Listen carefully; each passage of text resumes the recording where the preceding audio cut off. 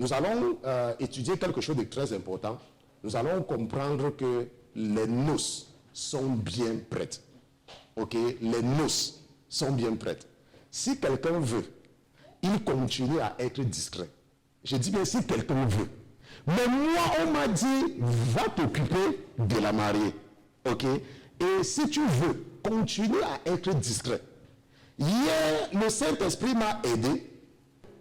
Et quand David est venu, et David a dit qu'il va tuer cet incirconcis qui était derrière le Philistin, la Bible nous dit que Saül a osé, il a eu le toupet, il a eu le culot, il a eu l'audace de retirer ce qui l'empêchait. Attends, donc ça veut dire que l'armée de Saül pouvait taper Goliath et avant qu'il n'ait pas se cacher. Maintenant, David vient dire qu'il va tuer Goliath. Et il ramasse les mêmes choses qui l'empêchent même de bouger. Pour dire à David que porte. Qu'est-ce que David a dit? David a dit que, mon roi, ça là, je n'ai pas besoin de ça pèse trop.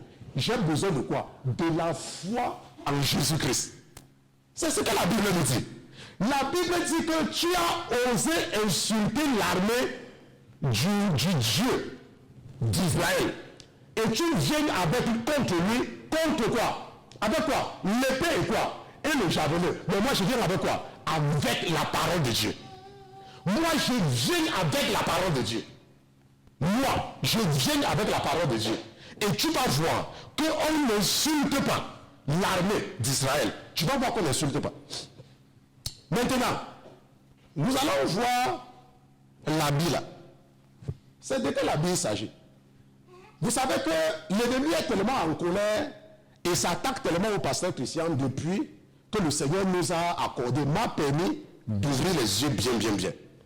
Vous savez que notre groupe est un groupe de femmes qui aiment Dieu. Parce que beaucoup parmi elles, je les connais personnellement. Et l'église, c'est qui? Le corps de Christ. Hein? Maintenant, toi, tu es un homme. Et tu n'arrives pas à aimer l'église. Et comment est-ce qu'on va faire? Comment on t'a mis à l'épreuve? Pendant les années, c'est en te donnant une femme.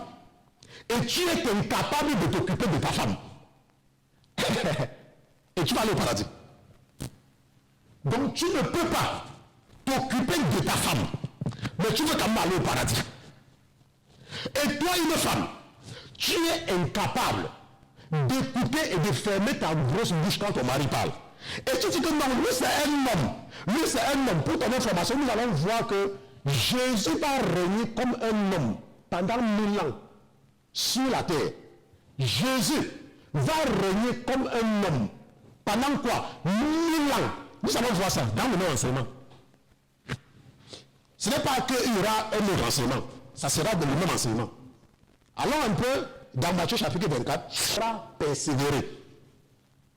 Maintenant, les gens ont dit que on ne perd pas le salut. Hein? Mais la Bible dit que celui qui aura persévéré jusqu'à la fin sera sauvé. Moi, je ne sais pas si je comprends le français. Hein. Une phrase française commence par une lettre majuscule et se termine par un point.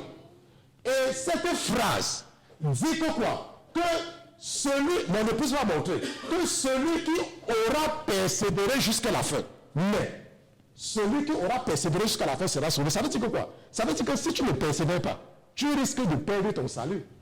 C'est ce que ça veut dire. Ce n'est pas parce qu'il y a tellement la méchanceté dehors que tu dois aussi te comporter comme les autres et ne pas aimer les gens.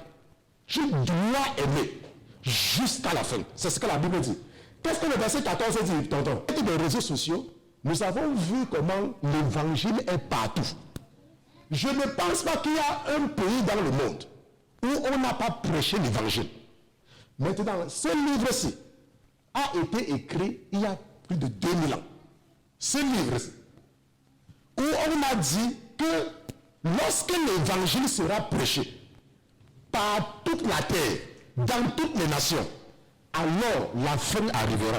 Moi, votre frère, je vous dis, je suis à un mariage. Je suis à un mariage. Je suis à un mariage. Et les noces sont prêtes. Les noces sont prêtes. Nous avons vu ensemble dans Matthieu 22 que le roi a dit que les noces sont prêtes. Mais est-ce que ça veut dire que La fête a commencé là. Puisqu'il a dit que les noces sont prêtes, allez encore chercher d'autres personnes. Mais je suis en train de dire que les noces sont prêtes. Mais est-ce que la Bible nous dit pendant combien de temps est-ce qu'on est encore parti chercher les autres? On a seulement dit que les gens sont venus. Les gens sont venus. Et il y a quelqu'un qui est venu, mais qui n'avait pas pardonné à son voisin. Il y a une femme qui est venue au mariage, alors qu'il y a un homme qui lui avait promis le mariage. Et l'homme là ne l'a pas épousé. Et elle est morte avec la rancune dans son cœur. Je suis en train de dire qu'il y a une femme qui déteste sa belle-mère. Parce que ta belle-mère t'avait tapé et t'avait giflé. Et tu refuses de pardonner à ta belle-mère. Mais tu viens quand même au mariage. Tu es quand même en train de venir au mariage. Je suis en train de dire qu'il y a une personne qui a prêté de l'argent à quelqu'un depuis 10 ans. Et qui est mort avec la dette de la personne. En disant que je suis chrétien. La personne était malade. Et la personne, on lui a dit qu'elle va mourir. Et la personne n'a pas pensé pardonner les dettes. La personne a gardé les dettes dans son cœur. Et la personne a dit à ses enfants que, oh, il y a telle personne qui me doit 1 million. Il y a telle personne qui me doit 500 000. Il y a telle personne qui a pris mon argent 100 000. Et la personne était malade. Et la personne était guérie. Et la personne nous avait dit que la personne va mourir. Mais la personne n'a pas pardonné les dettes. Et la personne croyait que Jésus va l'accepter. Je suis en train de dire qu'il y a quelqu'un qui est aux noces. Quelqu'un est venu aux noces. Je dis qu'il y a une personne qui est venue aux noces. La personne est venue aux noces. Et la personne est entrée dans la salle des fêtes. Mais laisse-moi te dire, le roi va te mettre dehors. Le roi va te mettre dehors, pourquoi? Parce que tu n'as pas l'amour en toi. Voilà ce qui te manque. Tu as porté un faux habit. L'habit que tu as sur toi, ce n'est pas l'habit du chrétien. Ce n'est pas l'habit du chrétien. Ce n'est pas l'habit du chrétien. Je dis que ce n'est pas l'habit du chrétien. C'est peut-être l'habit de la religion. C'est peut-être l'habit du pentecôtisme. Peut-être c'est l'habit des évangéliques. Peut-être c'est l'habit des luthériens. Peut-être c'est l'habit de quoi? Des presbytériens. Je dis que peut-être c'est l'habit des adventistes. Mais ce n'est pas l'habit de Jésus-Christ. L'habit de Jésus-Christ, c'est l'habit de l'amour du prochain. Et qui est ton prochain? C'est tout le monde. Tout le monde est ton prochain. Tout le monde est ton prochain. La parabole du bon samaritain. Va lire cette parabole et viens me dire si le monsieur qui avait aidé connaissait celui qui avait été agressé. Parce qu'il y a des gens. Et la Bible dit que car le féminin, ce sont les justices. Parce qu'il y a des gens, vous voyez certaines églises où les gens s'habillent en blanc. Et ils disent que, oh, la Bible a dit que qu'il avait porté le blanc. Et eux, ils sont, n'est-ce pas, le diable les a maintenus dans une captivité charnelle. Comme quoi, quand tu portes le blanc, ça veut dire que tu es pur. Alors que c'est l'habit. C'est l'habit. La Bible dit que le féminin pur et éclatant, c'est la justice des saints. Quand tu es juste envers ton prochain, quand tu es juste, quand tu as l'amour du prochain. Parce que la Bible dit que quoi? Que le deuxième plus grand commandement, c'est l'amour du prochain. Et le premier, c'est l'amour de Dieu. Maintenant, tu me dis que tu aimes Dieu. Comme nous lisons dans l'Apocalypse chapitre 19, verset 8, c'est quoi? C'est la justice des saints. Ce n'est pas une histoire d'aller à l'église. C'est une histoire d'avoir l'amour dans ton cœur. De façon que même si ton pasteur t'insulte, toi tu ne dois rien avoir dans ton cœur contre lui. Tu dois toujours seulement regarder le travail de Dieu. Parce que la Bible dit que tu dois aimer Dieu de tout ton cœur. C'est pour ça que vous voyez que chaque fois, quand je suis à vous, je vous dis toujours que je vous aime tous. Pourquoi? Parce que l'Esprit de Dieu est un esprit d'amour. Quand tu as l'Esprit de Dieu en toi, tu aimes tout le monde. Et tu ne fais même pas de différence entre ta propre fille et une autre personne. Il n'y a pas de... Parce que l'amour ne choisit pas. Je vous ai dit quelque chose. Je vous ai dit, quand tu es un chrétien, tu dois éviter de te retrouver dans certaines positions et situations avec un frère ou une soeur de l'église. Parce que n'importe quoi peut arriver. Puisque c'est le même amour. On se comprend? C'est le même amour. Il n'y a pas de différence. C'est pour ça que beaucoup de frères et de sœurs tombent dans la fornication et l'adultère. Pourquoi?